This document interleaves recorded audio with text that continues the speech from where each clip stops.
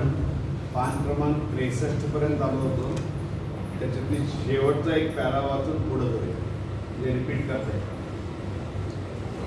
एक केवळ प्रार्थना अशी आहे की तुम्हाला काय मागावे व काय मागितले असता काय मिळेल हे तुम्हाला कळणे शक्य नाही.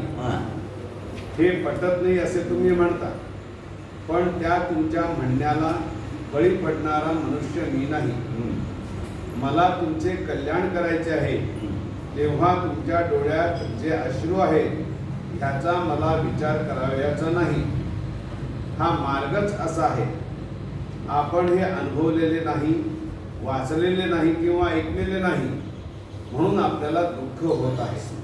म्हणजे काय म्हणायचं झाला ना की व्यक्तिपूजन करू नका. व्यक्तिपूजन एका व्यक्तीला महत्त्व नाही. व्यक्ती गेल्यावर ती शक्ती तुमच्या समाजातून कार्य करणार आहे. नाही तर आपण एकदा दादांचं होता तर दादांशिवाय कोण नाही पुढे आपल्याला असं नाही म्हणायचं आहे. असं म्हणतात दादा. मी तर तुमच्या समोरच आहे.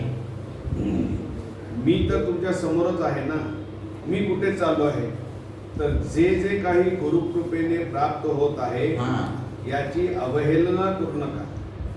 आजपर्यंत मी कधी अशी सूचना कुठल्याही 7 संमेलनामध्ये दिली नाही, परंतु आता 8व्या संमेलनामध्ये मी तुम्हाला सांगितले की जे सांगितले ते आठवायचे.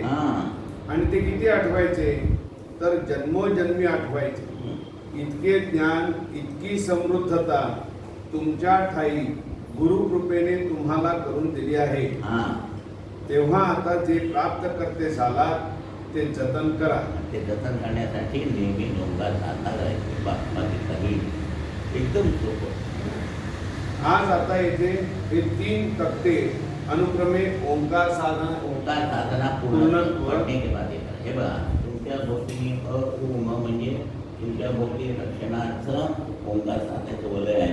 गुरुकृपेचं वलय ते मेंटेन करण्यासाठी ते तिथं जागे राहण्यासाठी रोजची साधना करायची. दुसरं विश्वशक्ती धारणा प्रारंभ.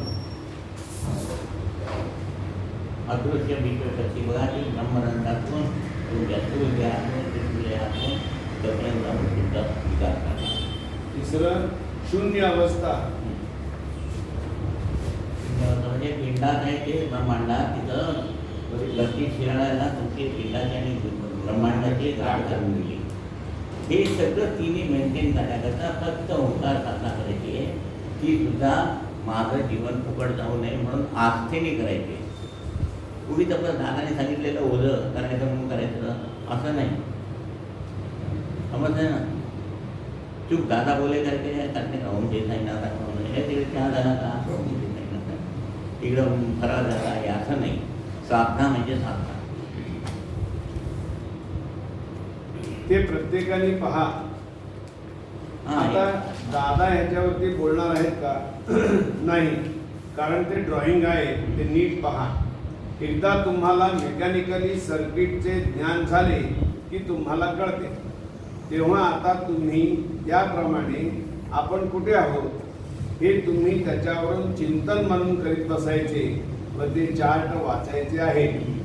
ही सर्किट्स आहेत सगळी. त्या सर्किटप्रमाणे मॉडिफिकेशन काय करायचे ते तुम्ही करायचे. मी सर्किट तुम्हाला तयार करून दिली आहे, त्याच्यावर मी आता एकही शब्द बोलणार नाही आहे. आता त्याच्यामध्ये काय मॉडिफिकेशन केले असता कॉम्पॅक्ट युनिट बनेल हे तुम्ही बघायचे आहे. आता तो विषय माझा नाही.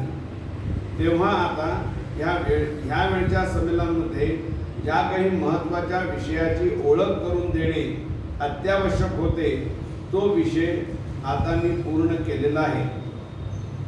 आणि असं सांगून त्याच्यानंतर 4-5 आरत्या म्हणण्यात आल्या. आणि वरील आरत्या झाल्यानंतर म्हणजे आनंदी आनंद दत्त ब्रह्मानंद तू करी उच्चारणास रसने अक्षम दीन दास तुझा मी झाडी चरण धूळ काय पुण्य मी केले पाहिरे दत्ता पडलो तुझ्या चरणी. ह्या वरील आरत्या झाल्यानंतर एका गुरुबंधूची सूचना की उद्या सकाळी ठीक 7:30 वाजता ओंकार साधना होईल. मग चहा घेतल्यानंतर गुरुपीठ मांडण्यात येणार आहे. पीठ म्हणजे शक्ती. कोल्हापूरला महालक्ष्मीचं पीठ आहे म्हणतात.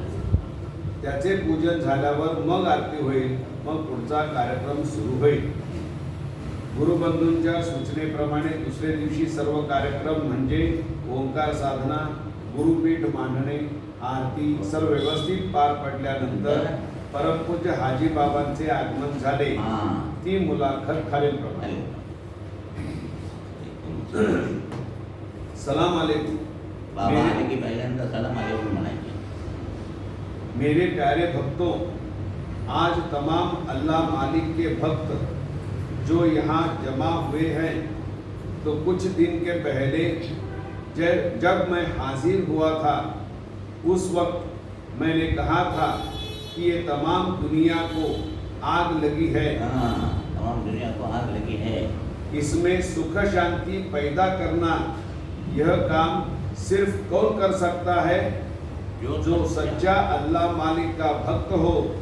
उसके ताकत के अलावा किसी वतन की ताकत दुनिया में सुख शांति समाधान पैदा करने के लिए ताकतवर नहीं है. शांति तब होगी जिस वक्त खुदा मालिक की मदद मिलेगी. वतनों की मदद जो है वो आज दिन तक आपने मांगी है. कहाँ से?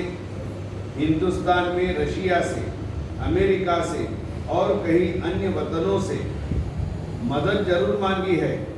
अरे मदद मांगते हो, मांगो. काहे के लिए मदद मांगी? तो खाली पेट का सवाल. पोटाच्या खळग्याकरता जीवन जगण्याकरता नाही मागितलं. अन्नधान्य कमी पडते म्हणून मागितलं. काहे के लिए मदद मांगी? तो खाली पेट का सवाल, दिमाग का सवाल बाजू रहा. तो जिस वक्त मैं हाजिर हुआ था, हमने कहा था अभी हम आम लोगों का फर्ज है कि हमारा खुद वतन भारत, इसकी अनादि अनंत कालों से परंपरा यह है कि हम धर्म, न्याय, नीति इसको अपना फर्ज मानकर अपनी जिंदगी जो है उसको काबिल बनाना. लेकिन हम उसको भूल गए. हम परदेसी हैं, इस वजह से हमारी जिंदगी बर्बाद हो गई. उस वक्त मैंने कहा था कि अब हर एक को अपना फर्ज निभाना है. सिर्फ सोने से हमारा सोना नहीं होगा, तो हमें जागना चाहिए. उस वक्त मैंने कहा था कि हमारे प्यारे दादा, इन्होंने ये तमाम विश्व शांति के लिए एक छोटा सा पेड़ लगाया. उस वक्त की दुनिया यानी वो जो पुराने जमानों की दुनिया ने पूछा कि ये पेड़ क्या है. अरे जब तक पेड़ जो है उसने अपना पूरा जीवन अथवा कार्य बताया नहीं, उसके पहले उसको क्यों काटते हो? ते सोडा ते सोडा सांगला असं का? म्हणजे प्रश्नच जास्त का सोडा सांगला. एखादी अधिकारी व्यक्ती श्राद्ध करू नका, गणपती बसू नका सांगते, म्हणजे तिच्या मागे काय सामर्थ्य असेल ते समजून घेण्याच्या आधीच काय करायचं, ते उकटून फेकून द्यायचं. उस वक्त मैंने कहा था कि जो पेड़ हम लोगों ने लगाया उसका फल मैं आज देख रहा हूँ. लेकिन आगे इतने कुछ सालों में दादा ने अपने जिस्म के खून का पानी करके इस पेड़ का फल किस काम का? वो विश्व शांति का फल आज यहाँ तमाम इस गोवा के अंदर मौजूद है. वो देखकर मुझे बहुत खुशी हुई. हमने खुदा मालिक के दुआ से अपनी जिंदगी के अंदर दुनिया की हिफाजत की, लेकिन एक नहीं कर सके. क्या? तो दुनिया के अंदर जात पात धर्म इत्यादि इत्यादि तमाम नीचे से ऊपर तक वतन में जो झगड़ा है, एक कहता है मैं मुसलमान हूँ, एक कहता है मैं पारसी हूँ, एक कहता है और कुछ. अरे अल्लाह मालिक के दरबार में तो सब एक है. हम अपने अपनों में के अंदर और वतन तक दुश्मनी पैदा कर सकते हैं और चाहते क्या है? सुख शांति समाधान. हम लोगों ने तो अपने जिंदगी के अंदर इस दुनिया की हिफाजत की. आज भी हमारे सामने ये तमाम दुनिया मिलने के लिए आती है और अल्लाह मालिक के दुआ से हम हिफाजत कर रहे हैं. वही काम आज हमारे इस बच्चे ने किया। उस बच्चे ने मुझे दादा ने आज तमाम आप भक्तों का खुदा मालिक के तरफ से मैं शुक्रिया अदा करता हूँ। देवाने आभार मानले आणि तुम्ही त्या झाडाला खत पाणी घातलं आणि मोठं केलं म्हणून दुनिया के अंदर 1 लाख नहीं 1 कोटी रुपया कमाना आसान है क्या? आसान है, लेकिन आज जो चीज आपके सामने ये मेरे बच्चे ने हाजिर की है, जिसका उच्चार आप करते हैं क्या? गुरुर् ब्रह्मा गुरुर्विष्णु गुरुर्देवो महेश्वरः गुरु साक्षात परब्रह्म तस्मै श्री गुरवे नमः। यह कई शतकों से आप कहते आए, लेकिन वो साक्षात 3 आपके सामने लाने का काम आपके गुरु जो हैं उन्होंने हाजिर कर दिया। अभी आपने कभी कुछ मांगना और हमने कभी कुछ देना, इसके आगे आपने कुछ मांगना, इसका मायना ये है कि आपकी जो भीख मांगने की आदत है। साक्षात तिन्ही तत्व म्हणजे ओम तो तुमच्या खोलीत जाता आणि तुम्हाला करत आहे. ह्याच्या पलीकडे काही नाही. ह्याच्या पलीकडे जर तुम्ही अडचणी सांगायला लागला तर पुढे जाऊन तो म्हणतात अजून यमुना में जाके डूब मरो. अभी इसके आगे आपने कुछ मांगना, इसका मायना ये है कि आज की जो भीख मांगने की आदत है वो अभी गई नहीं।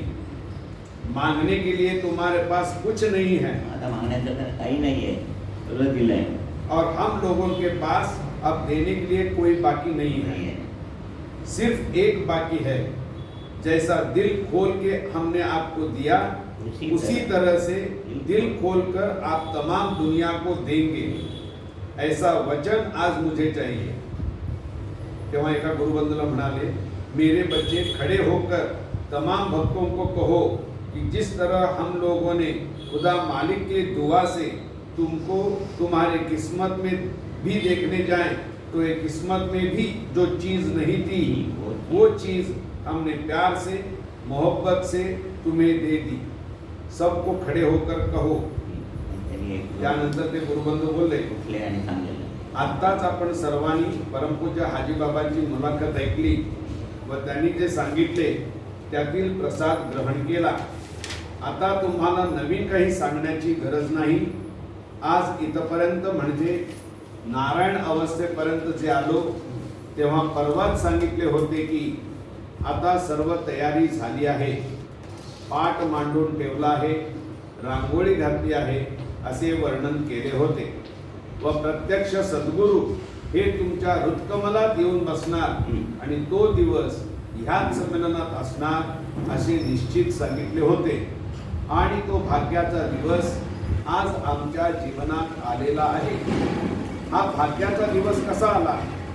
त्यांनी काय कष्ट केले व मोकळ्या मनाने हातचे काहीही राखून न ठेवता जे आपल्याला प्राप्त झाले आहे ते वंदनीय दादांनी अगदी सहजपणे दिले। त्याची किंमत आम्हाला करता येत नाही। सर्व जगातली संपत्ती जरी एकत्र केली तरी आजच्या ह्या दिवसाचे मूल्य होऊ शकत नाही। असा हा अमूल्य व महत्त्वाचा किमती ठेवा आजच्या जन्मात आपल्याला प्राप्त झाला, तर आज आपण सर्वजण या क्षणाला सद्गुरुनाथांना वचन देऊया की तुम्ही हा जो ठेवा जो प्रेमाने दिला आहे तसेच मोकळ्या मनाने दिला आहे, अगदी त्याच पद्धतीने हा ठेवा आम्ही इतर जनांना अगदी मोकळ्या मनाने त्यांच्याकडून कसलीही अपेक्षा न करता जो दुःखी असेल या जगतात त्याचे दुःख निवारण करण्याकरता तो ठेवा आम्ही सुलभपणे त्याला देऊ असे आश्वासन, असे अभिवचन हे आम्ही देत आहोत। आता सर्वांनी गुरुर् ब्रह्मा गुरुर् विष्णू इत्यादी सर्व म्हणणे आणि नंतर खाली मी प्रार्थना सांगतो त्याप्रमाणे गुरुना सर्वांनी आश्वासन किंवा अभिवचन द्यावयाचे आहे। सगळ्यांनी बसा सांगतोय ते म्हणा।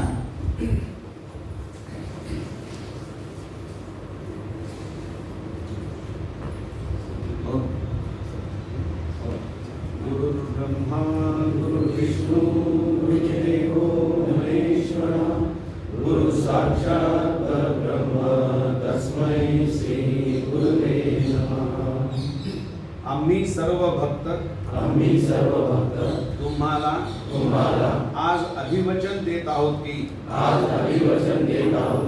तुम्ही ज्याप्रमाणे आम्हाला मोकळ्या मनाने जे काही आजपर्यंत दिले आहे त्याची तुलना आम्ही जगतातील इतर कोणत्याही गोष्टीशी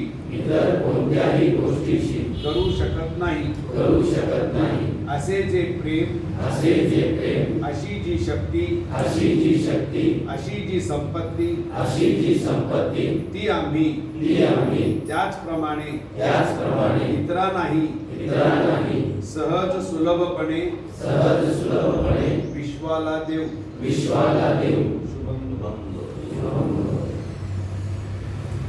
त्यानंतर परमपूज्य हाजीबाबांची मुलाकात पुढे सुरू झाली। आज दिन तक ये जो विश्व के 3 तत्व है ब्रह्मा विष्णु महेश, ये साक्षात परब्रह्म है। ये कहते कहते वेद भी थक गए, लेकिन साक्षात परब्रह्म बोलने के पहले साक्षात है तो साक्षात करने की ताकत किसकी है और साक्षात करना मालूम है। तो आज दिन तक ये बाप दादा और कुरान और हम सिर्फ अपने मुंह से कहते आए, अरे तीनों में से एक हाजिर हुआ और 2 नहीं आए तो साक्षात परब्रह्म नहीं होता। इन्हीं म्हणून आले तर साक्षात होतात ब्रह्मा विष्णू आणि महेश्वर मग उत्पत्ती स्थिती लय। जब तीनों मिलके आएंगे तब परब्रह्म है, लेकिन उसको साक्षात करने की ताकत किसके पास है? वो मेरे बच्चे ने कर दिया।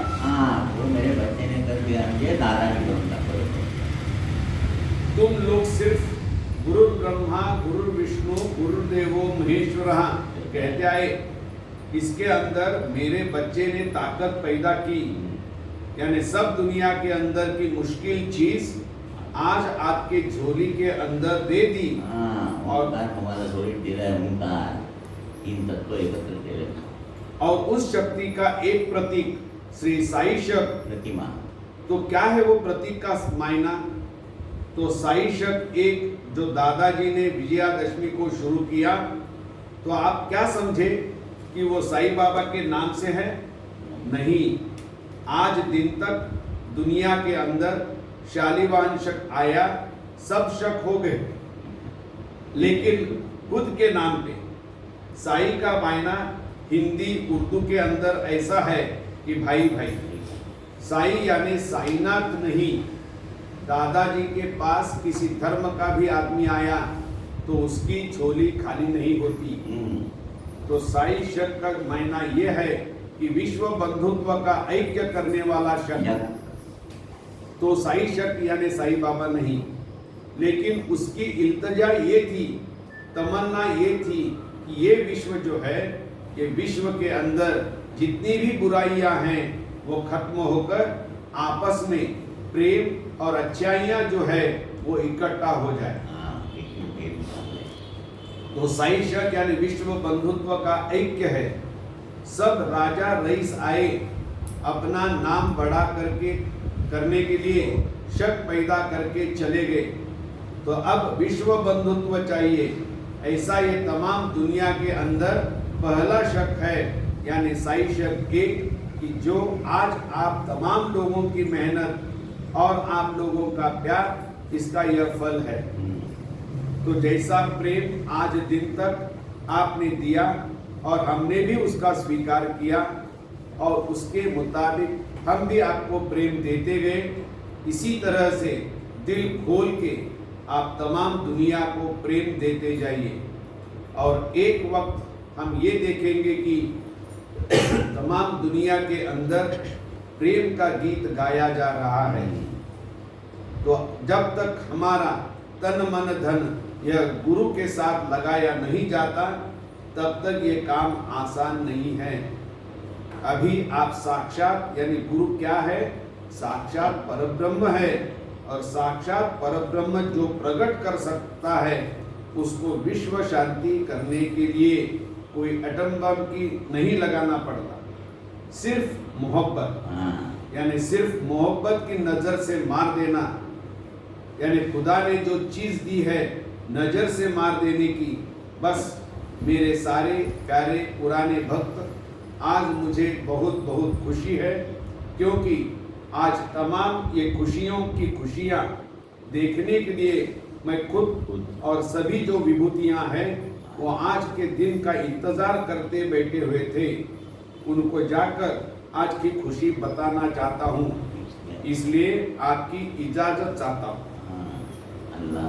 अल्लाह मालिक आप तमाम दुनिया वालों को और इस दुनिया को सही सलामत और आराम रखे, यही हमारी प्रार्थना मालिक को है।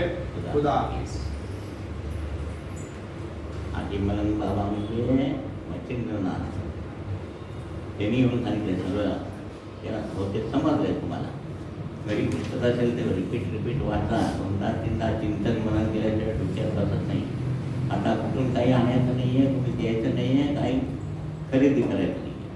दिलेली साधना मनापासून करायची आणि कसं करायचं सकाळी, शक्यतो सकाळी, म्हणजे दिवसभरची कामं कशी होतील हा अनुभव येईल तुम्हाला.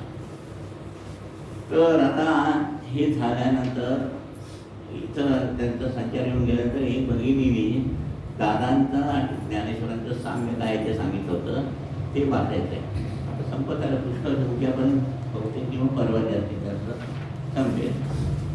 तेव्हा एक्सप्लेनेशन करण्याचं काही नाही आहे, नुसतं असं की अर्थ लगेच सांगून दोघांचे कम्पॅरिझन केले, दोघांच्या ज्ञानदेवांचे आणि दादांचे गुण कसे एकदम का.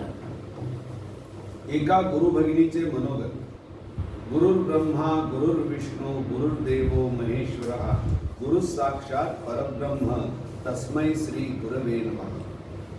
आज या 8व्या साधना संमेलनाला वंदनीय दादांनी निश्चित केलेल्या शिरोडा या रम्यस्थळी मी खरे माहेर सुख अनुभवले. आत्मसुखाचा निजसुखाचा प्रत्यय घेतला.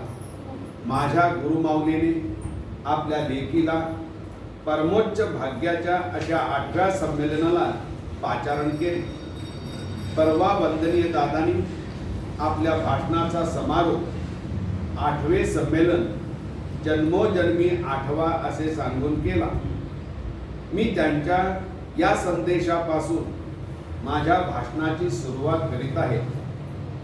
जन्मोजन्मींच्या पुण्याचे फळ आज पदरात पडले व मी कृतकृत्य झाले. आधीच्या संमेलनाला गुरु माऊलीचे जावई आले, परंतु ज्या संमेलनाला बोलाविल्याशिवाय चालणार नाही त्या संमेलनाला लेकरांसह मला बोलवून माझ्या गुरु माऊलीने मला कृतार्थ केले, धन्य केले. आपल्या पुण्यप्रद संतांना भवसागराच्या व्यापतापातून पंढरीच्या विठ्ठलाजवळ निजसमाधानाचे माहेर सुख मिळाल्यासारखा जो अनुभव मी केवळ अभंग वाचून घेतला होता, नेमका तोच अनुभव या 10 दिवसात प्रत्यक्षात येथे या रमणीय तपोभूमीत कोकिळीच्या गुंजनात व इतर पक्ष्यांच्या मधुर किलकिलाटात मी घेतला. आणि याचा पुरावा म्हणजे या नितांत शांत रमणीय स्थळी मला श्री साईनाथांची आरती पूर्ण करता आली. व विशेष म्हणजे श्री संत ज्ञानेश्वर आणि वंदनीय दादा यांच्या व्यक्तिमत्वामधील व कार्यामधील काही साम्य स्थळेही माझ्या चिंतनात आली. वंदनीय दादांचे महात्म्य अनेकविध व अनेक अंगाने बहरलेले आहे. त्यांच्या या 25 वर्षांच्या कालावधीत ईश्वराविषयक अनेक अनुभव देऊन त्यांनी आपणास संपन्न केले आहे. परंतु येथे मी फक्त श्री ज्ञानेश्वर आणि वंदनीय दादा यांच्यातील साम्य स्थळे दाखविणे एवढीच मर्यादा स्वतःला आखून घेऊन मी बोलणार आहे. आता पहिले साम्य मला जे आढळले आहे ते असे आहे. श्री ज्ञानेश्वरांना झालेला एक अनुग्रह नाथपंथाद्वारे झालेला आहे. त्यात श्री गहिनीनाथांकडून श्री ज्ञानेश्वरांचे वडील बंधू श्री निवृत्तीनाथ यांनी अनुग्रह घेतला आणि श्री ज्ञानेश्वरांनी निवृत्तीनाथांना आपले गुरु मानले. श्री ज्ञानेश्वरांना दुसरा अनुग्रह हा शैव पंथाचा झालेला होता. आता वंदनीय दादांना नाथपंथाचा अनुग्रह आहे हे आपणास विदितच आहे. म्हणजे हे साम्य झालं की ज्ञानेश्वरांना नाथांचा अनुग्रह होता, तसं दादाला पण नाथपंथांचा अनुग्रह होता. हे एक साम्य. दुसरे साम्य असे आढळले की श्री ज्ञानेश्वरांचे जीवित कार्य हे दोन प्रकारचे आहे. एक भागवत धर्माची स्थापना व प्रसार त्यांनी केला आणि दुसरे श्री ज्ञानेश्वरीचे लेखन केले. त्या लेखनातून दोन गोष्टी त्यांनी साधल्या आहेत. एक म्हणजे अध्यात्माच्या सर्व समाजस्पर्शी प्रसारासाठी सुबोध मराठी भाषेची निर्मिती केली ज्ञानेश्वरीद्वारे. ज्ञानेश्वरी हे श्रीमद भगवद्गीतेचे मराठी भाष्य आहे, निरूपण आहे आणि भगवद्गीतेत मुक्तीचे किंवा मोक्षाचे 3 मार्ग सांगितले आहेत. एक ज्ञान मार्ग, दुसरा कर्म मार्ग आणि तिसरा भक्ती मार्ग. यातील ज्ञान मार्ग हा बुद्धिवंतांसाठी किंवा ज्ञानाने परब्रह्म हे आकलन करून घेणाऱ्यांसाठी आहे. श्री ज्ञानेश्वरीचे लेखन हा बुद्धिवंतांचा जरी मार्ग असला तरी ते गीतेवरील भाष्य किंवा निरूपण आहे, परंतु त्यातही सर्व समाजस्पर्शी फैलाव व्हावा म्हणून त्यांनी सुबोध अशा मराठी भाषेची निर्मिती केली. त्याच वेळी एका दगडात 2 पक्षी या न्यायाने त्यांना संस्कृत भाषेचे बंधन हेही झुगारून द्यावयाचे होते व हेही प्रभावी कार्य साधावयाचे होते. कारण हिंदू धर्मातील सर्व तत्वज्ञान संस्कृत भाषेत म्हणजे ऋग्वेद, उपनिषद, भगवद्गीता यात बंदिस्त होते. त्याविरुद्ध बंड पुकारून त्यांनी बहुजन समाजाला ज्ञान मार्ग जरी असला तरी तो सुबोध करून दिला मराठी भाषेद्वारे. तर सुबोधत्व हा ज्ञानेश्वरांचा विशेष गुण सुद्धा वंदनीय दादांमध्ये आढळतो. ज्ञानेश्वरांनी भागवत धर्माची स्थापना व प्रसार केला आणि वंदनीय दादांचे नाव श्री दत्तात्रय भागवत असे आहे. या नावातील साम्य हाही एक विलक्षण योगायोग आहे. वंदनीय दादांनी श्री साई आध्यात्मिक समितीची स्थापना केली आणि आता आज श्री साईश याचा उद्घोष करून त्यांनी आपल्यावरती विश्वशांतीची जबाबदारी टाकली आहे. तेव्हा आता भविष्य काळात ह्यातून पुढे श्री वंदनीय दादांच्या शिष्यांची प्रभाव ठरावयाची आहे. ती आपल्या निश्चयानुसार व कर्मानुसार. जसे श्री ज्ञानेश्वरांचे कार्य श्री नामदेव, तुकाराम, एकनाथ व रामदासांनी पुढे चालविले व प्रसार केला आणि म्हणूनच श्री ज्ञानदेवी रचिला पाया व तुका झालासे कळस. तर येथे मला असे म्हणावे लागेल की वंदनीय दादांनी श्री साई आध्यात्मिक समितीची स्थापनाही केली आहे व त्यांनीच कळसही चढवला आहे. श्री साई शकाचा आज प्रारंभ करू. म्हणजे ज्ञानेश्वरांनी भागवत धर्माची स्थापना केली आणि दादांनी साई आध्यात्मिक समितीची स्थापना केली. हे दोन्ही साम्य आणि त्यांचं सगळं कार्य पुढे घेऊन जात आहे. तसं आता बाकीच्या केंद्रावर गेलो ते कार्य पुढे घेऊन जात आहेत. अशी 2 साम्य. हे दुसरं साम्य. वंदनीय दादांचे जीवित कार्य किंवा ध्येय पुढील प्रमाणे. जशी श्री ज्ञानेश्वरांनी भागवत धर्माची स्थापना करून श्री ज्ञानेश्वरीचे लेखन केले, तसे दीक्षा समारंभाने मानवी जीवनातील दोष निवारण करण्याचे कार्य उपासना दीक्षा, नामस्मरण दीक्षा, अनुग्रह दीक्षा, गुरु दीक्षा, कारण व महाकारण दीक्षा आणि शेवटी नाथपंथाची दीक्षा अशा 7 दीक्षांनी आणि कर्म विमोचन, वंश विमोचन व ऋणमोचन अशी 3 विमोचने आम्हा भक्तांसाठी केली. तसेच सूफी, नाथ आणि दत्त हे 3 पंथ या तिन्हीच्या सुंदर त्रिवेणी संगमातून आपल्या कार्याची चौकट ठरविली व 27 ऑक्टोबर 1982च्या या सुवर्ण दिवशी श्री साईश याचा मंगल उद्घोष करून त्यांनीच आपल्या अलौकिक कार्याचा कळसही चढविला. आजपर्यंत शकाची स्थापना ही स्वतःच्या नावाने झाली होती, परंतु वंदनीय दादा ही एक अशी अलौकिक विभूती आहे की ज्यांनी आपल्या गुरूंच्या नावाने शकाचा मंगल उद्घोष केला व त्यात आई ही हाक म्हणजे सर्व जगाला प्रेम दीक्षेची दिलेली प्रेरणा आहे. म्हणजे ते शक साईंचे गुरूंचं नाव. आता तिसरे साम्य श्री ज्ञानेश्वरांनी हिंदू धर्मातले अध्यात्म किंवा तत्वज्ञान जे संस्कृत भाषेत बंदिस्त झाले होते ते संस्कृत भाषेतच दडपून त्याचा प्रसार झाला नसता किंवा जे ज्ञान केवळ पुस्तकी ज्ञान म्हणून तर उडविली गेलेली होती ते त्यांनी बहुजन समाजापर्यंत मराठी भाषेत त्याचे रूपांतर करून पोहोचविले. आपण बघतो ज्ञानेश्वरी मराठीत सुद्धा आहे. ते संस्कृत होतं त्याचं ट्रान्सलेशन करून मराठी सर्वांना वाचता यावं असं केलं. तसेच त्यांच्या शिष्यांमध्ये बहुजन समाजातील सर्व स्तरातील माणसे आहेत. नामदेव शिंपी आहे, गोरा कुंभार आहे, तुकाराम वाणी आहे, चोखा मेळा आहे. मराठी भाषेत सर्व लिहिल्यामुळे आज अज्ञ जन व अबाल वृद्धांपर्यंत मानवी जीवनाच्या मुक्तीचा ज्ञान प्रसार झाला. आपल्याही मार्गात सगळे मारवाडी आहेत, ब्राह्मण आहेत, ते सगळ्या जातीचे लोक आहेत, हिंदू आहेत, मुसलमान लोक सुद्धा हिंदू. हे सर्व जाती धर्मासाठी त्यांनी जसं कार्य केलं तसंच दादानी पण केलं. आता 84 लक्ष योनीतून फिरून आल्यानंतर जो मानव देह किंवा नरदेह मिळतो त्या स्वतःची आत्मिक उन्नती करून घेऊन मुक्ती कशी गाठायची असते हे केवळ आपण संस्कारांनी किंवा तत्वानी जाणत होतो. म्हणजेच याची केवळ ॲब्स्ट्रॅक्ट किंवा कल्पना आपल्याजवळ होती. परंतु नरदेहामध्ये नराचा नारायण कसा करावा व आपली उन्नती कशी गाठावी याचा पूर्ण साक्षात्कार वंदनीय दादांनी आपल्या ह्याची देही ह्याची डोळ्यात गेला आहे.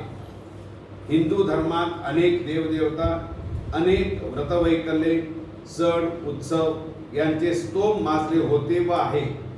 असे विचार अनेक थोरा मोठ्यांनी विचारवंतांनी मांडलेले आपण ऐकलेले आहेत. त्यासाठी काही श्रेष्ठ व्यक्तींनी हिंदू धर्माचा त्यागही केला. परंतु हिंदू धर्मातच राहून हिंदू धर्मातील दोषांचे दिग्दर्शन करणारे पहिले वहिले अलौकिक संत वंदनीय दादा होत. त्यांनी आपणास पिढ्यानपिढ्यातील या व्रतवैकल्ये पूजाविधीने व सणा उत्सवाने त्या कुळात जन्माला आलेल्या प्रत्येकास किती भयंकर त्रास सोसावा लागतो हे अनुभवास आणून देऊन या सर्व पूजना अर्चनावर उपास तपास यावर बहिष्कार टाकून शाश्वत निरंतर अनादि अनंत अशा ओंकार तत्वाची श्रेष्ठ उपासना आपल्याला सांगितली आहे.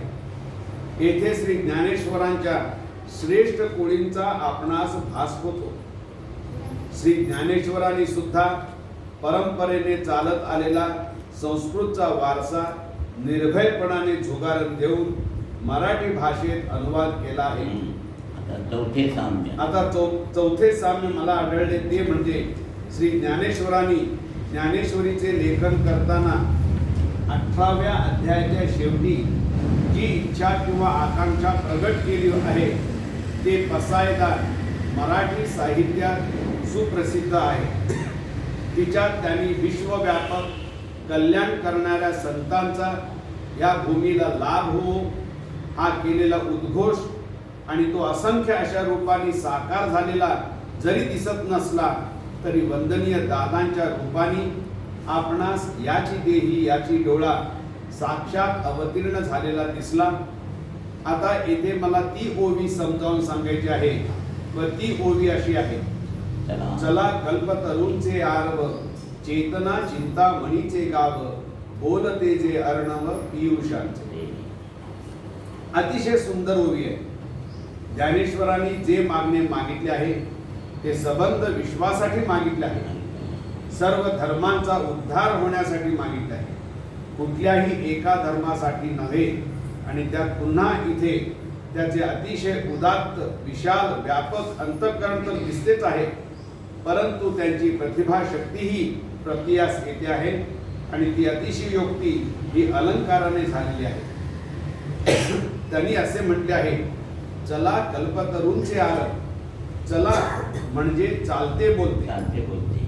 आपण एकाच कल्पवृक्षाची कल्पना करतो की एक कल्पवृक्ष आपणाला वाटेल ते देतो, परंतु भविष्य काळात या माझ्या भूमीमध्ये असे असंख्य कल्पतरू निर्माण व्हावे किंवा कल्पतरूंचे रान निर्माण व्हावे असे त्यांनी म्हटले आहे. आरव म्हणजे रान किंवा अरण्य. चला कल्पतरूंचे आरव असे संत या भूमीमध्ये निर्माण व्हावे की जे असंख्य कल्पतरूंच्या रानाप्रमाणे सर्वकडे दिसावे. चेतना चिंतामणीचे गाव. चेतना म्हणजे चैतन्य, चैतन्य म्हणजे आत्मतत्व, हालचाल हे अर्थ आहे. चिंतामणी ही सुद्धा संस्कृत मधील कल्पना आहे, संकेत आहे. चिंतामणी जे मागेल ते देतो, जो जे वांछील ते देणारे संत या भूमीवर निपजावेत. आणि ते कसे असावेत? एक संत नव्हे तर अशा चिंतामणींचे गाव माझ्या देशात निर्माण व्हावे की जे चैतन्य रूपाने विलसतील. बोलतेचे अर्णव पियुषांचे. अर्णव म्हणजे समुद्र, सागर आणि पियुष म्हणजे अमृत. ते संत असेही असावेत की ज्यांचे बोलणे कसे असावे, वाणी कशी असावी, तर अमृत रूपी सागराप्रमाणे असावी. आता सागराची कल्पना, गावाच्या वस्तीची कल्पना आणि रानाची कल्पना ही असंख्य अशा कल्पनेने भरलेली आहे, अतिशयोक्तीने भरलेली आहे. आता त्यांच्या कल्पनेप्रमाणे असंख्याच्या रूपाने जरी संत निर्माण झालेले दिसत नाही, तरी सुद्धा साक्षात एकच असा परंतु अतिशय प्रभावी अलौकिक अवतार म्हणजे वंदनीय दादा. ज्ञानेश्वर साधारण 1200 साली घेऊन गेले, म्हणजे 800 वर्षापूर्वी. पण त्यांच्या इच्छेप्रमाणे दादा आता आले, त्या संपूर्ण रूपामध्ये मला आढळले आणि ते सुद्धा या जन्मामध्ये जिवंत असतात. यातील ज्ञानेश्वरांची मनीषा लालसा आपणास श्री अखंड भरतभूमी केवळ वंदनीय दादांमध्ये खऱ्या अर्थाने साकार झालेली दिसते. ते संत आणि कसे आहेत तर चंद्रमे जे अलांछन, मार्तंड जे तापहीन, ते सर्वाही सदा सज्जन सोयरे होत. येथे पुन्हा एक अलंकार साधला आहे ज्ञानेश्वरांनी की चंद्र सूर्य हे त्यांच्या परीने श्रेष्ठ आहेत व ईश्वराचे प्रतीक म्हणून ते आपण मानतो. परंतु चंद्राला सुद्धा डाग आहे, कलंक आहे. सूर्य सुद्धा प्रखरतेने तापदायक होतो. परंतु हे संत सज्जन असे असतील की ज्यांच्यामध्ये हे सुद्धा दोष नसतील, ते संपूर्ण निर्दोष असतील. या ज्ञानेश्वरीच्या वाक्रूपी ज्ञानाने विश्वव्यापक अशा देवतेला केलेले हे आवाहन आहे की कोणत्याही एका विशिष्ट देवतेला उद्देशून नसून विश्वाला पुरून उरलेल्या चित शक्तीला ते आवाहन आहे. ही एक मोठे साम्य आहे. पूर्वीच्या काळात संत ज्ञानेश्वरांनी हे जे पसायदान मागितले आहे ते पसायदान कुठल्याही एका विशिष्ट देवाला उद्देशून नाही, तर विश्वव्यापक अशा देवतेला उद्देशून केलेले आवाहन आहे. आणि सध्या आपण ज्या पायरीला आलेले आहोत तेथे सुद्धा विश्वव्यापी संदेश वंदनीय दादांनी दिला आहे. इथे दादांबद्दलचे साम्य मला आढळते. 8व्या संमेलनामध्ये श्री साईश प्रतिमेद्वारे मनशांतीकडून विश्वशांतीकडे व विश्वबंधुत्वाकडे केलेले मार्गक्रमण यात सारखेपणा आहे. आता विश्वात्मके देवे येणे वाग्यज्ञे तोषावे, तोषोनी मज द्यावे पसायदान हे. तसेच दुसरे साम्य अध्यात्मात दिसले आहे. वंदनीय दादानी प आणि सा, आता प म्हणजे आनंदमय कोश व सा म्हणजे अन्नमय कोश असा अर्थ सांगितला आहे. आणि पूर्वीचा पसा आज साप झाला आहे असेही विचार प्रकट केले आहेत. हा पाचवं आणि शेवटचं साम्य. पाचवे साम्य मला असे आढळते की ओंकार या ज्ञान ब्रह्माला श्री ज्ञानेश्वरांनी शब्द ब्रह्मामध्ये बसवले आहे व त्यांनी शब्द ब्रह्मात त्याची केलेली रचना म्हणजे श्री गणेशाचे केलेले स्तवन आहे. अकार चरणयुगल, उकार उदर विशाल, मकार महामंडल मस्तकाकार, हे तिन्ही जेथ एकवटले तेथ परब्रह्म प्रगटले, ते मिया श्री गुरुकृपे नमिले आदि बीज. आता बरोबर श्री गणपतीचा आकार तयार होतो आहे. ऊ ने पोट तयार होत आहे, तर अ ने पाय तयार होत आहे आणि वरती मस्तकावर ओंकार देऊन महामंडळ तयार होत आहे. असा हा गणेश रूपातला ओंकार ज्ञानेश्वरांनी साकार केला. तर वंदनीय दादांनी त्या ओंकाराचे अस्तित्व मानवी देहामध्ये दिसले आणि या अउमची स्थापना व विश्लेषण त्यांनी मानवी देहामध्ये केले. म म्हणजे आत्मतत्व व स्थिरता, अ पासून उ पर्यंत देहिक माध्यम असा अर्थ त्यांनी लावला आणि या देहिक माध्यमाचे 5 दीक्षाद्वारे व 3 विमोचनाद्वारे शुद्धीकरण केले. त्याचप्रमाणे वंदनीय दादांच्या माध्यमाचे अवतार कार्य हे या काळाची गरज असल्याने रूढी परंपरेत अडकलेल्या समाजाला बाहेर काढून खऱ्या व सोप्या मार्गाची ओळख करून देण्याचे हे सर्व ईश्वर नियोजित महान कार्य वंदनीय दादांच्या माध्यमातून होऊ शकले. शुभम भवती. ठीक आहे. श्री जय श्री गुरुदेव दत्त सदानंदाचार्य को सच्चिदानंद सद्गुरु श्री पंत महाराज की जय. श्री गुरुदेव दत्त श्री